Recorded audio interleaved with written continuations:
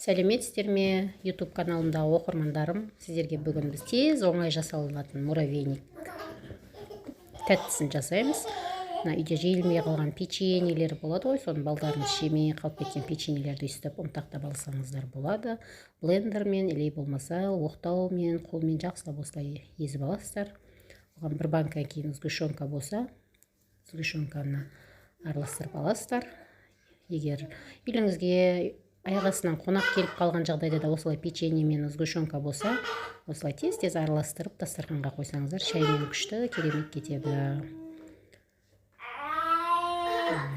Осылай варенка сгущенкамызды құйып алып, жақсылап араластырып, ішіне өз қалауларыңызша жаңғақ қоссаңыздар да болады. Мен греческий орехты блендермен өткізіп алдым, ұнтақтап. Соны араластыр жерін, дәмі өте керемет болады жаңғақ қоссаңыздар. Менің каналыма лайк басып тіркеліп кетіңіздер.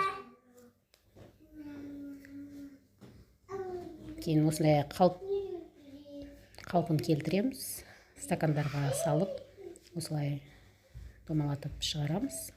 Кейін өз қалауларыңызша осылай сахарный пудра, мак, шоколадты ертіп үстіне құйсаңыздар да болады.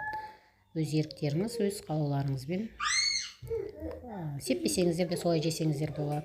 Кейін жарты сағатқа тоңазытқышқа салып, дайын болған соң дастарханға тартып шаймен ішкенге өте керемет ас.